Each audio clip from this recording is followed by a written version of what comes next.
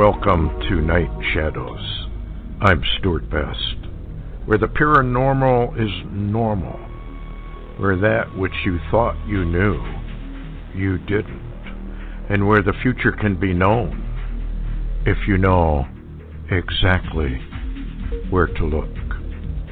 Well, good evening, everyone. Thanks for tuning in and listening. We've got Larry on board, our favorite, how do we say, news gatherer, constantly gathering the news, posting it. How you doing there, Larry? Oh, hanging in there. How's it going? Well, I'm not sure. I was looking out the window. We were talking just before we went on air. The light is different. I don't know how to describe it. But not only is the sun sometimes setting where it ought not, now they claim they can prove a polar wobble that's beyond the normal wobble because the North Star is shifting. Of course, none of this is being put out there for the general population. Even the Inuit Indians who navigate by the stars, the moon, and the sun have said for the last couple of years, things are different up here. And, of course, NASA immediately shot that one down. But there's something going on, and they're trying to cover it up. Why don't we start with the cover-up of the earthquakes off the coast of California? That'd be a good place to start. Yeah, what do you got on that? Yeah, that's very interesting. And I sent out a link because Dutch Sense, actually, when he began to do a lot of the posting of earthquakes, et cetera, he came under heavy cyber attack, and every time he had put up a website, a blog, anything, they'd wipe him out. And, of course, you and I both know how that works.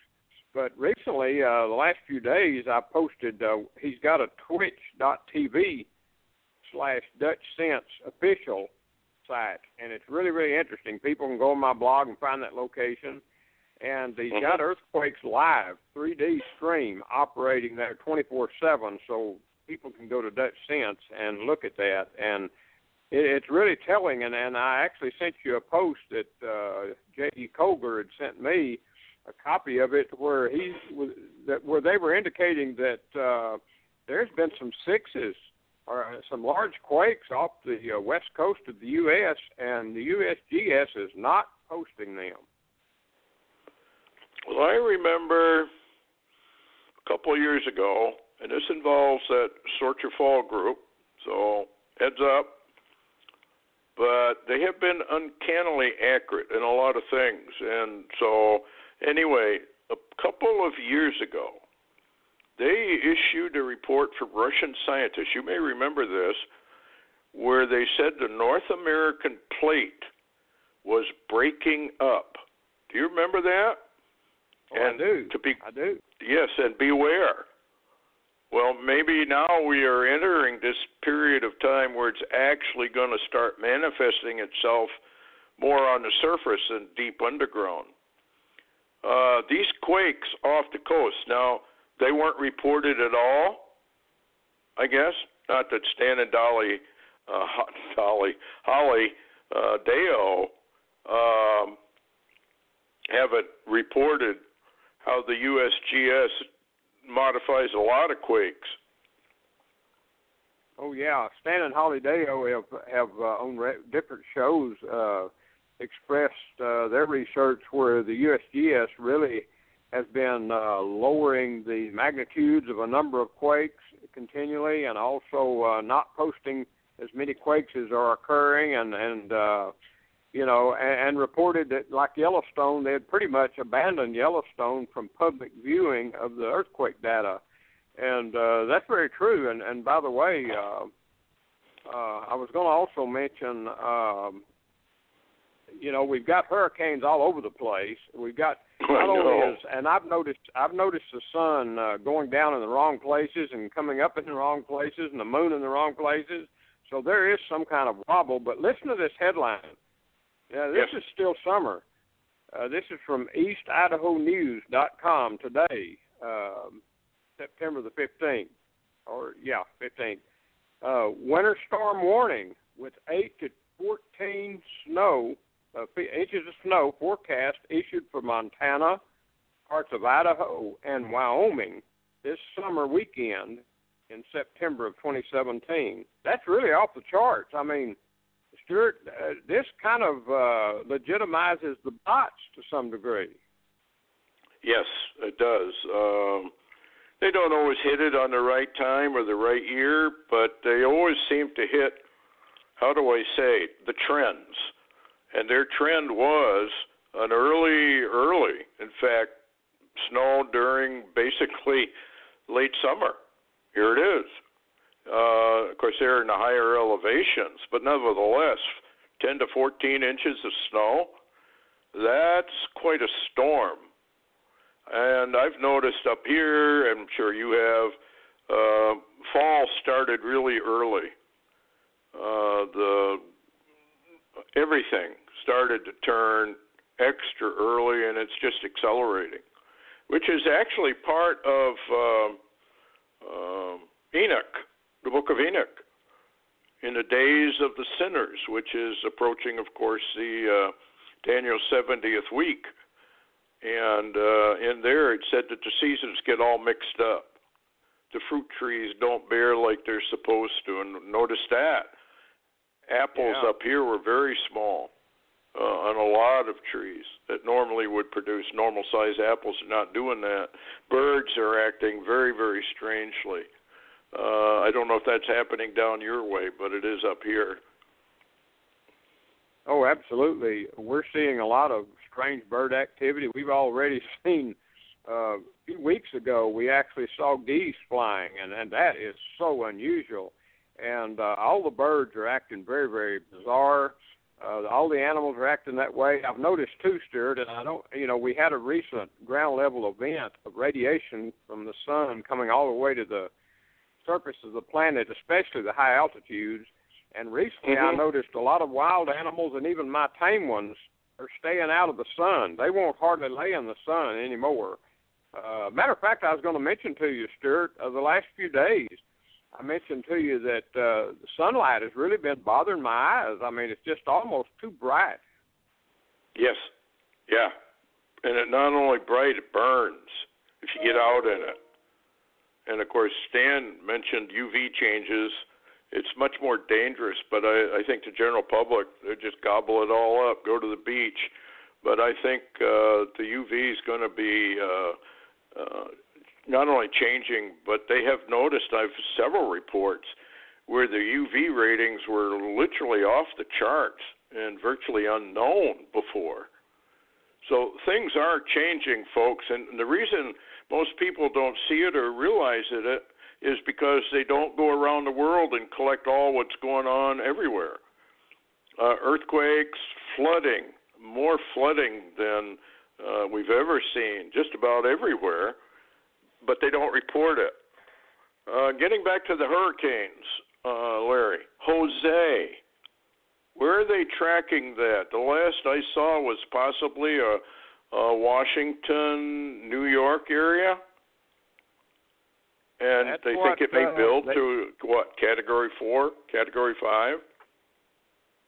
That's what they've been talking, and interestingly, talking a northern East Coast landfall possibly. And of course, the tracks were totally against this earlier, but now they seem to be moving over that way. So, and, we're only like, less than a matter of fact, just days probably before this thing comes in on the East Coast or the Northeast Coast to see where it's going to cause havoc. Now, and, I'd mentioned to you also, I talked to Augusto Perez. They survived the hurricane. There's lots and lots of devastation that we're really not being shown. And the grapefruits and a lot of the fruit, the orange crops, and a lot of this is absolutely devastated. Now, this is the same way in South Texas and the devastation on the West Coast also. So we're really going to find either going into this winter or fall,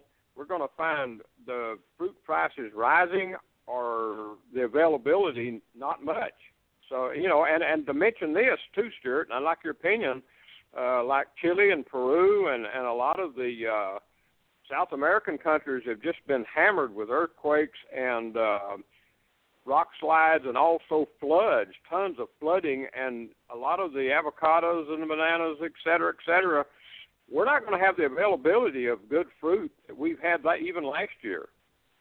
Well, that's kind of, what we used to call stealth famine. It just kind of sneaks up on everybody because they're not really paying attention to what's going on around the world, and so the importing of different foods. But you're right, and if an earthquake, a serious one, hits California, that'll devastate. That's one of our biggest producers of the different foods. So, and if we have an early frost here, that'll probably hurt the soybean and the corn crops. So, I don't know. I just think the United States is headed into famine. We've talked about it before, stealth famine. We've urged people to go out and buy food. You don't have to spend a ton of money. You can buy lots of rice and oatmeal and stuff like that for not a lot of money. You can buy soups, et cetera, et cetera. You can make a meal pretty cheap if you want to, and you'll get by. But anyway, getting back to the hurricanes. Storm, I think it's called 96L. They are now saying that might become a horrendous hurricane. It's down south of Puerto Rico, I think. And they've got it jumping over and then heading towards the Bahamas, if I'm reading that right. And it might become a very big threat to Florida. Oh, yeah. And then we have Hurricane Norma. And you remember our friend Johansson, the Norwegian prophet? Well, Norma is sitting exactly where I think he said this will jump across. Now, I'm not saying Norma's going to be the one because he said this was a supernatural hurricane. But it's sitting in the right spot. And I'm wondering, is it possible, because of the 9/23 date now coming up, that Norma could jump and get into the Gulf? And if it does, that will match what he said. So people better pay a lot of attention to Norma. Hopefully it'll just go up through, Mexico and then wander into Nevada and those areas and create havoc there. But, there's a lot going on. I mean, we've got 4 hurricanes, really, going all at the same time. Have you heard any other storms coming or anything like that? I know there's some prophecies about 3 hurricanes and then a massive series of 2 or 3 earthquakes. What do you think? Yeah, we've heard the prophecies, and there's a lot of people eyeing the West Coast right now and watching it closely. Matter of fact, there were earthquake swarms today around San Jose. I know you know kind of where that's at. And, yes. There's just a lot going on. And, of course, we're not being told all of it, but we're also still watching that portion, I guess you could say, of the Yellowstone caldera around Soda Springs, Idaho, that is just very, very active. And, of course, Oklahoma's still rattling. It never stops. I mean, what can I say, Stuart? Well, you will soon be the earthquake capital of the globe if it keeps up. Now, Yellowstone, there was a fellow that had a vision about Yellowstone going off. And there have been other, Noah's, that ne'er-do-well prophetess claimed that that's what's got me worried about Idaho.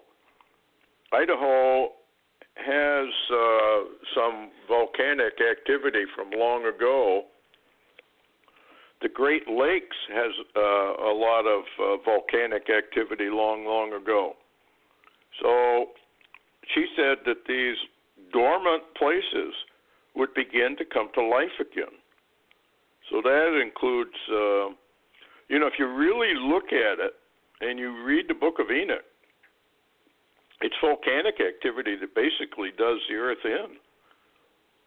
And remember where Jesus said the sheep and the goat nations would be judged and some would fall into a lake of fire. Well, a lake of fire is the magma from below. So, well, what's interesting, I think we're... Yeah, go ahead. I was just going to mention the earthquakes in Idaho are running about 5 kilometers, which is less than 5 miles in depth. However, the East Foothills, California, earthquakes that went on today, they're less than 0.2 of a kilometer. That has to be volcanic. That's magma. Yeah. Oh, man, don't you think? I would think so. At that depth. Wow. Well, let's switch over here to Kimmy the Whiz Kid. Kimmy the Whiz Kid's given the finger to Trump and basically to the United Nations. Have you heard any response yet from the White House or anything like that? I heard President Trump at Andrews Air Force Base speak on it this evening, mentioning that the military option was on the table, and a lot of people are saying that that we're just waiting. But whatever. And very interestingly, let me read this and get your opinion here. This is out of Depict file in Israel, and Israel is used to surviving. Israel's a survivor. It says second North Korean missile fired over Japan by the Kim regime with no proactive response by Washington. Yeah. Now you said Trump what kind of a comment did he make? Anything? Or just ignore it? He said the military option was on the table. That's same all he rhetoric says. has been going on for some time. Yeah, that's all he said. Japan is very concerned, and Japan has officially now, and this is just breaking, the last few hours, Japan is officially now asking the U.S. for nukes. They want nukes on Japanese soil. Well, this is orchestrated. That's why we're not doing anything yet. It's probably going to be done by the numbers. We posted Kim and his buddies by one of their jet aircraft, and it's got a 923 painted right on it. It's kind of interesting how all that works. And if he launched that yesterday, which was the 14th, you add 9 and 14, you get a 23. It was the 23rd missile launch. It went 2,300 miles, according to Fox News. So we have all these 23s showing up, and Russia just introduced a new jet fighter, I noticed, into Syria, their latest, most high-tech weapon. The number on the airplane that they released to the public had a 23 on it. So it does make one wonder if the elite are trying to tell us something about 923. Now, the number 9 means judgment, as you know, and 23 means death. Isn't that interesting? And, of course, death is termination, isn't it? I got a headline. Somebody sent me this. Maybe you did. It's about the rabbi that predicted North Korea being a huge threat to Israel. Do you remember that article, or did you ever see it? I did. I saw that. Absolutely. Yeah, it says North Korea only recently emerged as a major threat to the Western world, but a noted Kabbalist predicted, interesting, 22 years ago, that's 11/11, that the rogue nation would become the nuclear key to the final war of Gog and Magog. Now the politics have shifted, revealing the prophetic nature of the rabbi's words. Another look reveals a deeper biblical understanding of the threat that faces us today. I'm just going to excerpt a few of his comments. He warned that all the threats to Israel, in other words, Iran, et cetera, he said North Korea posed the most danger, not Syria, not Persia, and not Babylon, which they're claiming is Iraq. The rabbi said, naming Israel's greatest threats at the time, Korea will arrive here. His prediction that North Korea would threaten Israel, since North Korea was not even considered a threat to anyone at the time, 22 years ago. Isn't that interesting? Wow. So that's his really claim is... Yeah, that's really... Go ahead.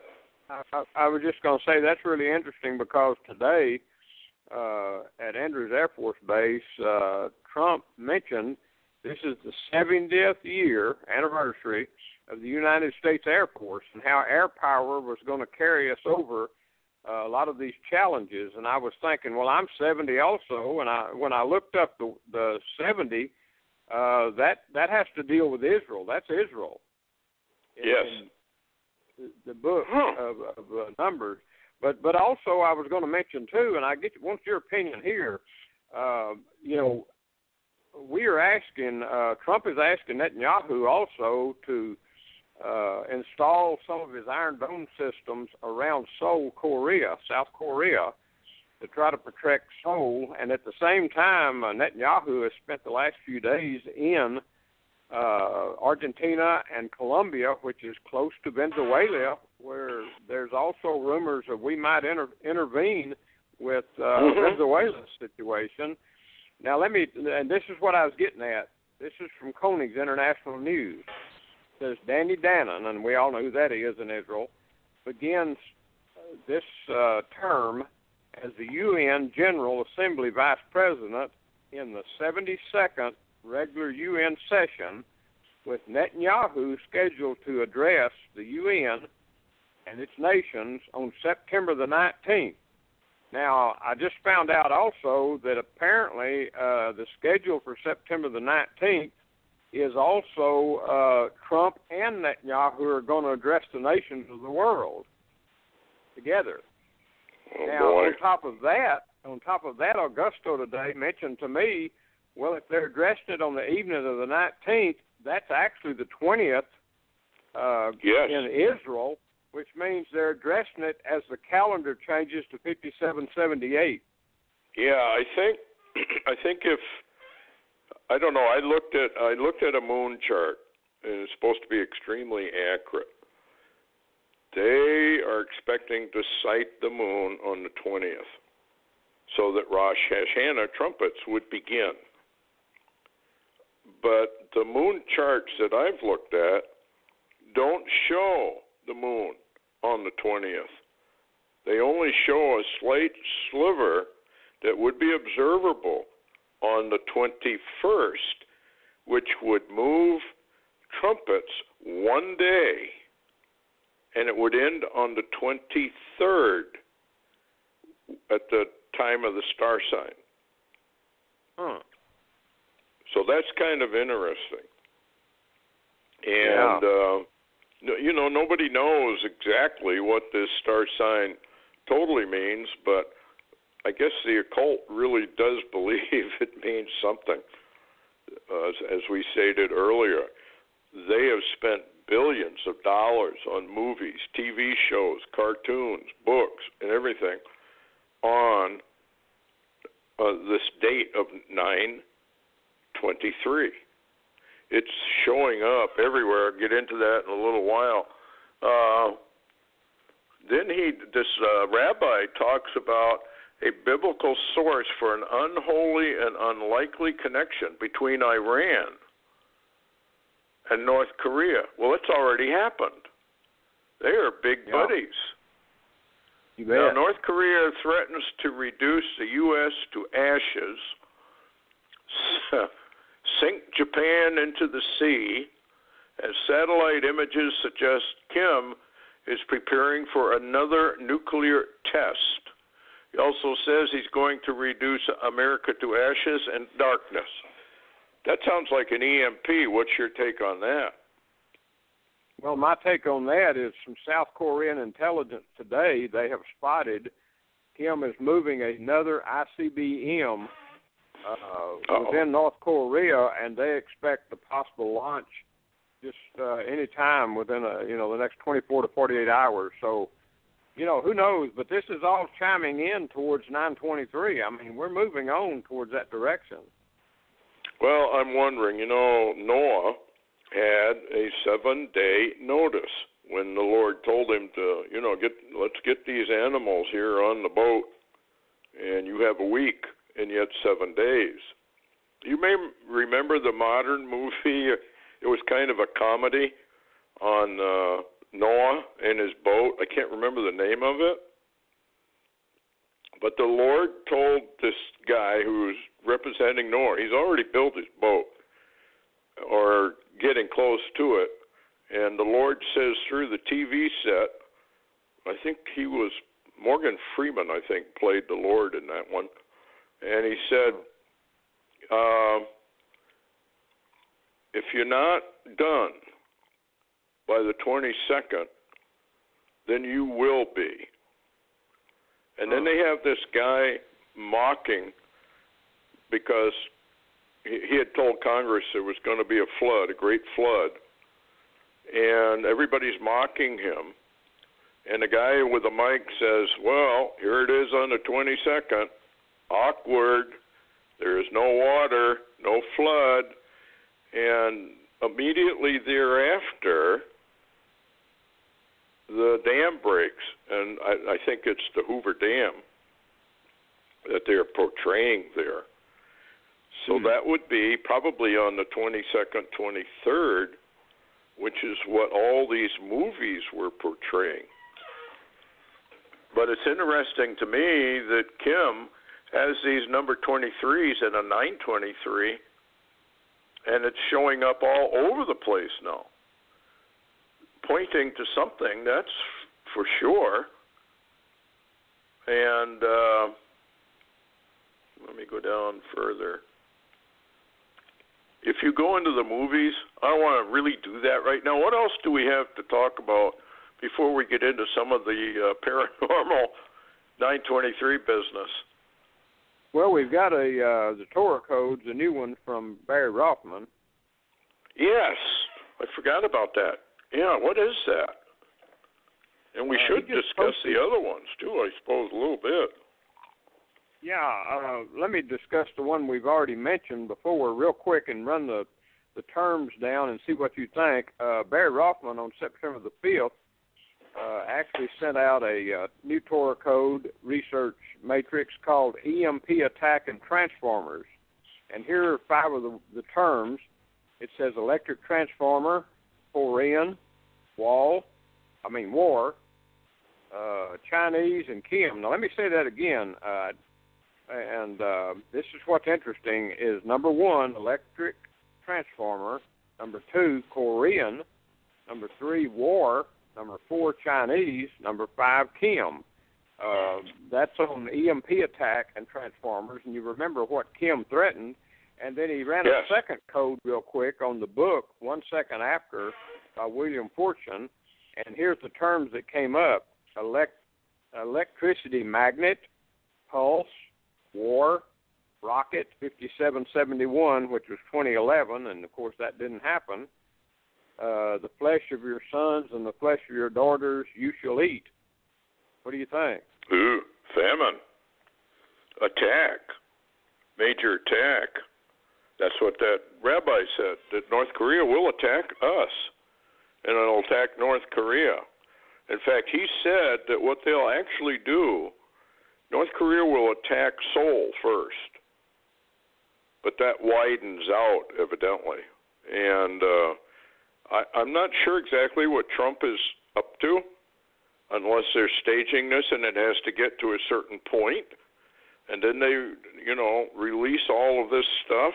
But that sounds very much like, those two satellites. Nobody knows what they are. I bet you we don't know what they are. I don't know why we haven't shot them down. But that's another issue that makes you think this is all scripted.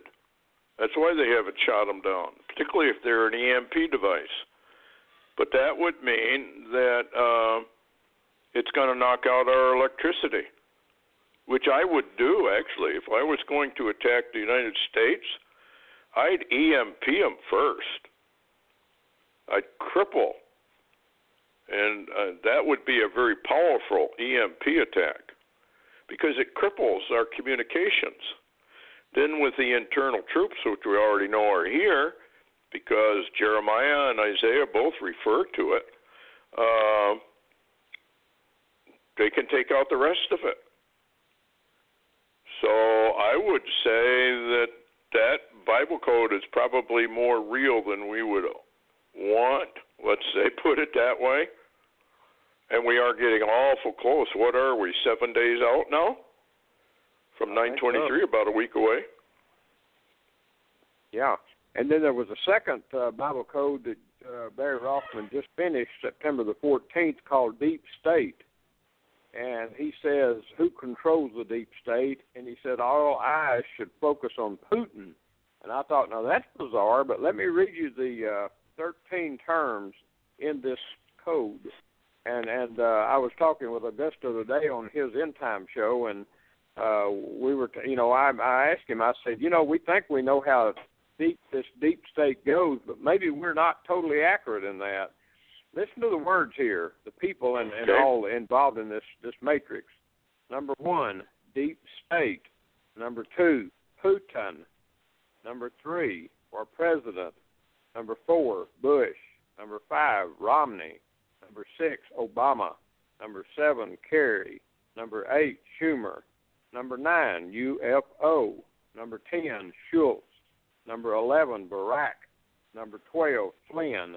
Number 13, Comey. Really? Comey? Yeah. The first name after Deep State in the Torah code called Deep State is Putin. Which would indicate that he's running more than people know about. That's very possible. I find it interesting, Stuart, that Putin, the latest I've read on him is that he basically is almost becoming a czar, a new czar in Russia. And he's a wild card. But the other two wild cards, Benjamin Netanyahu and Donald Trump, the New World Order is really heavy trying to rid themselves of both of those people and anybody associated with them. So I find it telling that they're not really working that hard to get rid of Putin, so maybe there's more connections than we know. Yeah, that is interesting because Netanyahu and Trump are involved in moving the embassy and the capital to Jerusalem, and also are involved in the Third Temple in some way or another, because the Knesset is already, not the Knesset, but the Sanhedrin already wrote to both Putin and Trump. But if Trump truly is a new modern Cyrus, then he will be around to accomplish what he is to accomplish with Israel. And the occult deep state knows that once that temple goes up, they're done. It's over for them. And so, yeah, this may be falling right into place. Wow. There's another report, too, that there's a big change going on in Saudi Arabia. Saudi Crown Prince made a covert visit to Israel last week. Isn't that the one that Stan Deo's been watching real close? Oh, yes, it is. It's the Saudi Crown Prince, Mohammed bin Salman, which he indicated his last name really had the meaning of Solomon. and he said he had zeroed in on him after Soleimani in Iran and was watching this Salman from Saudi Arabia really close. He told people to keep their eyes on this man. Well, what would he be doing with Israel? Is this part of this sudden peace agreement that they're going to hammer out with the nations round about? Well, the would article this have anything I found to do with Kushner? Yes, it does, because the article I found was originally in the Jerusalem Post, and then Koenig International News posted it, and he posted that that the Crown Prince Mohammed bin Salman made a covert visit to Israel 1 week after Jared Kushner had a meeting and was now discussing a regional peace plan. So there you go. Okay, so maybe that's what we're watching. Odd that it's coming right around 9:23, don't you think? And the rabbis calling for all the people to come back to Israel? Yeah, that would I be find the it end shocking. of the diaspora. Yeah, go ahead. I find it shocking that they're calling, that for number two, you remember the Saudi king allowed Trump to fly from Saudi Arabia directly to Israel, which is forbidden. And now this second thing that just occurred, if true, is the Saudi crown prince fly directly from Saudi Arabia to Israel for a covert meeting. That is forbidden. So we are stepping into unknown territory, dealing with some type of peace plan right at the verge of 9/23. Yeah, and the other thing is kind of interesting. I was listening to a YouTube this morning that Saudi Arabia is also involved with Putin on some sort of a big, huge energy system, which would change the whole face of things over there. Kind of like they're abandoning the United States. And I know that, the petrodollar issue is already being weakened heavily. They're trading now on anything they want to. And they're not paying any attention to the U.S. petrodollar, as they call it, trading only in dollars. They're abandoning that. And that would be a huge change. And as you say, coming up on 9/23, makes you wonder, doesn't it? Well, it does, because so much of this, and even a lot of the troubles with the earthquakes and the massive hurricane troubles we've had, and maybe not over yet. It does appear, and we both talked to Red Elk before, and this appears to be a softening up of the USA for what comes next. An invasion. Yeah. Let me go down here and find a verse of Scripture. It's very, very telling. May have read it before, but maybe not. It's in Haggai, everybody, and it's a very, very important little bit of Scripture. Consider now, from this day and upward, from the 4 and the 20th day of the 9th month, consider even from that day that the foundation of the Lord's temple was laid. Consider it. You hear this, consider it, a lot. So why is he telling us and focusing on something that we are to consider and think about, speculate about, I guess would be the word, is the seed yet in the barn, yea, and is yet the vine, and the fig tree, and the pomegranate, and the olive tree. They have not brought forth. From this day will I bless you. So the importance of this particular verse is that is the very day that Allenby went into Jerusalem and took it, which laid the foundation for the Lord's third temple, which is what we're talking about and exactly what the Sanhedrin is talking about. We can tell that this is pre-tribulational in part because nothing is the fig tree, the olive tree, they have not brought forth. So this is pre-trib because the tribulation is ultimately the gathering. And then he says, and again the word of the Lord came unto Haggai, 24th day of the month, saying, Speak unto Zerubbabel, governor of Judah, saying, I will shake the heavens and the earth, and I will overthrow, and this is verse 22, Haggai 2, verse 22, 11:11.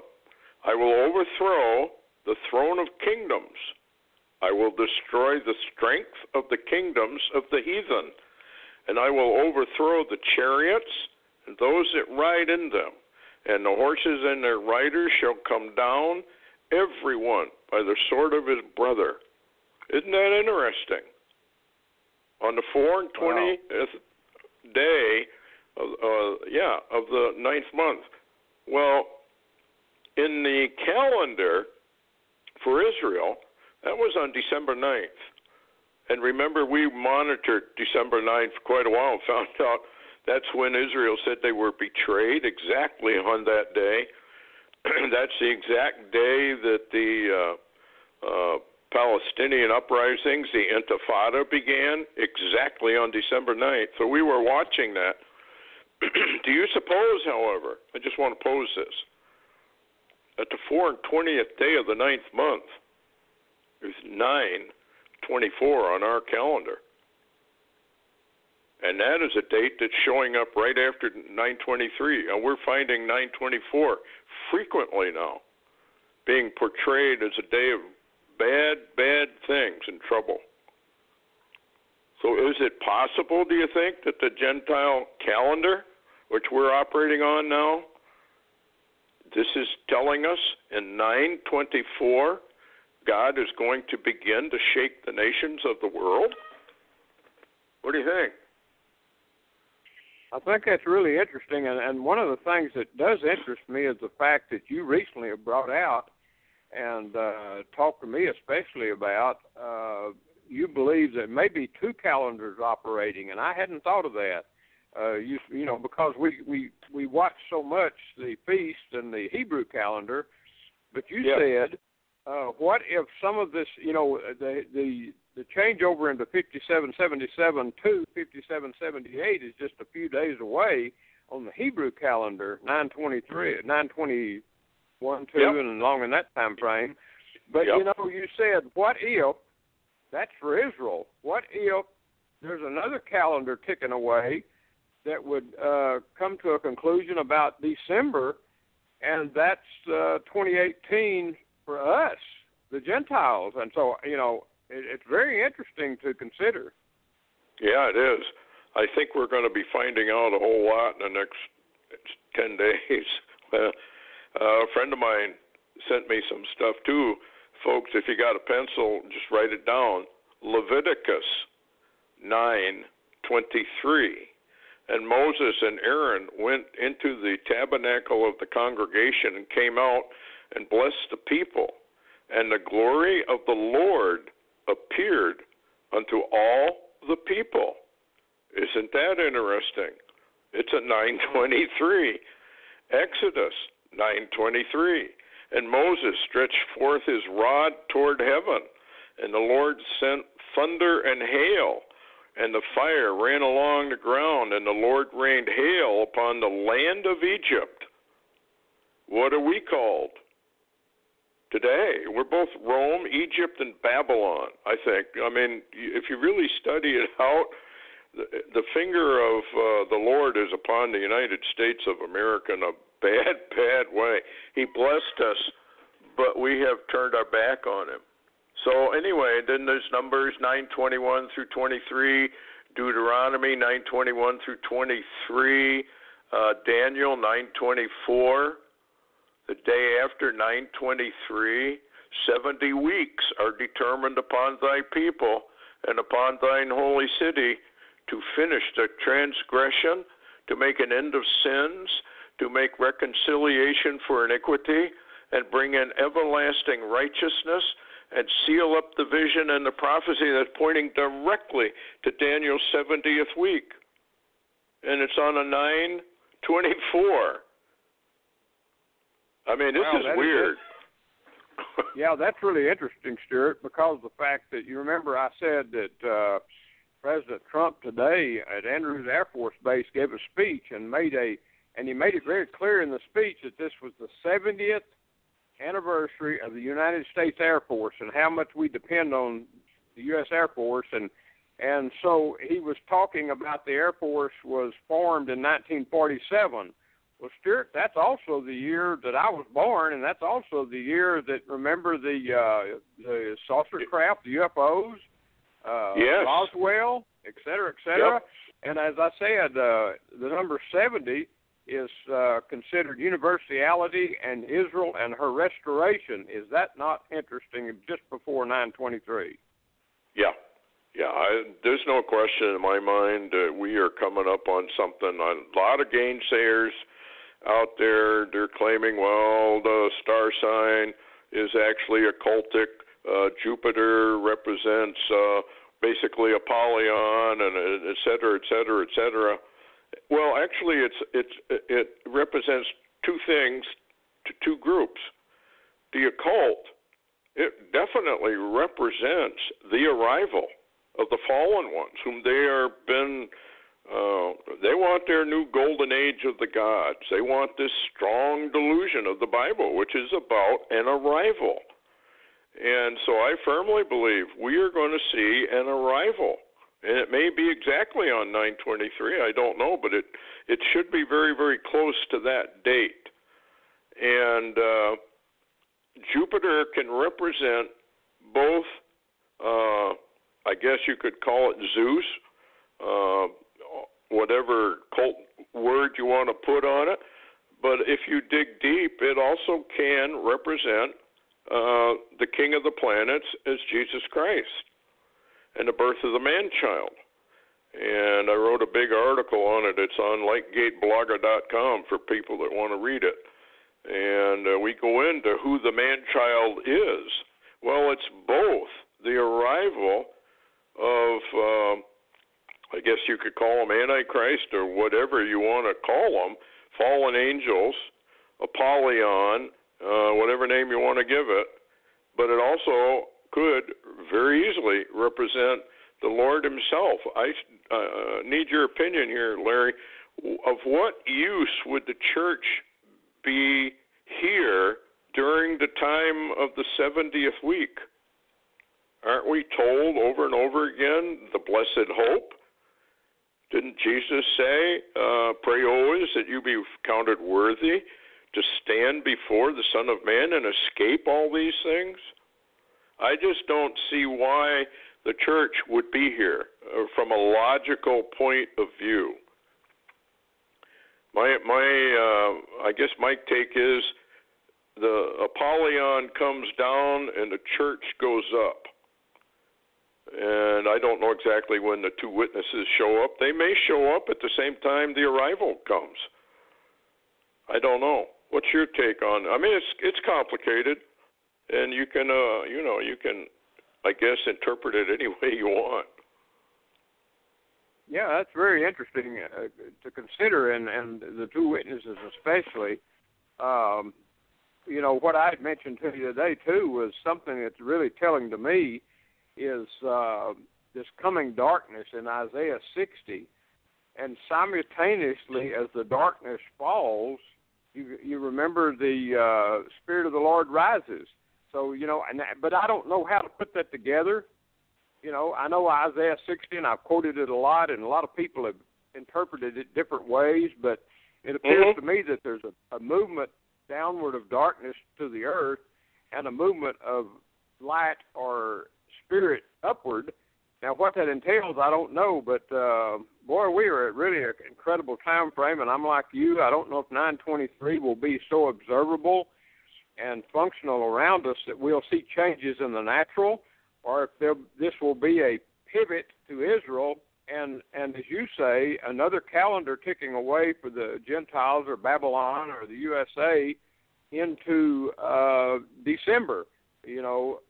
We do know that, again, Stuart, we don't know exactly who Donald Trump is totally. Matter of fact, I'm mystified a lot of times because it seems like he's not doing what I thought he would. However, I know we're not to the pivot point yet, and things may change, but I'm mystified because it seems like the deep state, as we reported earlier, has boxed him in to a great degree. And so where does this go? How much judgment comes on America? The only thing I do know, Stuart, and I know this for a fact, and this may encourage some of the people of the book, so to speak, I know that he who created us for this time, in other words, we were created for a time such as this, the Bible clearly says. Mm-hmm. We didn't choose it, but this is when we were created for, and we are here. I know that he who created us and set us here in this time, he neither sleeps at all, 24/7, forever, and he is watching. I have to say that. He is watching, and if he chooses to intervene, the intervention may be something beyond what we can comprehend. I think so. I think there is something coming up that is going to be very sudden and totally unexpected, even by the church. I don't know exactly how you could get ready for such a monumental change as the rapture of the church. The bride of Christ is totally different. A lot of people mix together the saints, and they shouldn't do that because the promises to the church are totally different than promises to anybody else. And the church is set aside as something very, very special and very different, which is why I believe there is a very good chance that the church could literally be removed. There was this guy that had a vision about the church being removed, and he was left behind. He said he wasn't ready, evidently. And his vision detailed what happened after the rapture of the church. And, of course, multitudes and multitudes of people that poo-pooed the Bible and poo-pooed everything, basically, find themselves in a world of hurt. Before we leave... Yeah, go ahead. Yeah, I just wanted to make one comment right here. This is just for somebody to think on, and most people won't because they won't want to think on this or this level. But, the first, I wrote a book, not a book, I wrote a research paper that I did, and I think I sent that the other day to you. It's called God's Prehistoric Rapture. And actually I entailed in that, when you look at the Bible, it clearly says that 8 people escaped what came on the earth at that time. Everybody else died. Yes. I want to say that again. Everybody else died. 8 people escaped. So, do we consider that today that this would be millions and millions of people escaping, or should we maybe re-research some of our data? Yeah, it could be a die-off, just as it was in the days of Noah. I think you find that in the book of Jasher, where he talks about that the Lord killed off all those who were his, because he didn't want them to see what happened to their family and, everybody that they knew. He didn't want them to have to watch what happened to them. And remember the remark that Jesus made concerning what could be interpreted the rapture, where what he said, where the carcasses are, the eagles gather, which could be a very veiled reference to a die-off. The people just die. Yeah. And that would be very secret, actually. Well, I tell you what, Stuart, and I know you've got somewhere else to swing to real quick, but I was just going to mention, with us having solar flares with radiation reaching down on the planet now, Ed Dame's series of kill shots may be close. Oh, I think it probably is. What I wanted to swing to was Project Pegasus. It's a time travel project that DARPA was involved in way back, where they were figuring out how to do time travel, and Stan Dale was involved in that, was he not? Yes. Anyway, this fellow, Andrew D. Basiego, I'm not sure how you pronounce it, when he was serving as a child participant in the U.S. Time-Space Exploration Program, Project Pegasus. Andy, a lawyer in private practice in Washington, was the first American child to teleport, and one of America's early-time space explorers, as told in his soon-to-be published book, Once Upon a Time in Time Stream, My Adventures in Project Pegasus, at the dawn of the time-space age. Now, I'm going to get into this on a special program we're going to do, because my question is on time travel, how is it, and I'll ask it again, how is it that these occult people, deep state, whatever you want to call them, are so accurate in their portrayals in the movies about 923? There was a movie called Deja Vu, time travel. 923 was on the clock, picked it up, showed it right in your face. We have the dollars, bills. Interesting. Exact duplicates of 9/11, the Oklahoma City bombing, the Hoover Dam, which hasn't come yet, the nuke and tsunami in New York, Terminator. 923 shows up over and over again. Deep Impact, time 923, over and over and over. The Simpsons, 923, associated directly with the rapture of the church. On the, what was that movie, Day After Tomorrow? Yes. 923, 444, and 333 show up repeatedly, as does 9/11/17. Johnny Bravo shows the Twin Towers going down. Knowing, 923. A congressional hearing was, this is a movie, called to discuss the disappearance of 140,000 or 140 million people during a rapture event. The clock, 924. And another movie, 922, system failure. Back to the Future, 9/11 showed up over and over again. I guess the point I'm trying to make is, I think these guys, if they can project into the future just a little ways, or quite a ways, they may know that 923 is it. And that's why they're producing it. What do you think? Well, I think you may be hitting something, and I'm wanting to hear more about that Project Pegasus, because, you know, Stan Deyo was present at some of the time travel experiments and research, so we do know it was happening. Yeah, it's kind of weird. Well, folks, get yourself prepared if you haven't. 923 means something, and it may be the removal of the church. A lot of people are gainsaying it, and I call that sometimes negative confirmation, where everybody says, nah, it's not going to happen. Jesus said, well, okay, maybe it will happen on the day you think not. So I would be very, very careful about, gainsaying and being mean to fellow servants of the Lord. And anyway, thanks for listening. And I don't know. Things are happening, Larry. Thanks a lot for coming on. Appreciate it. You bet.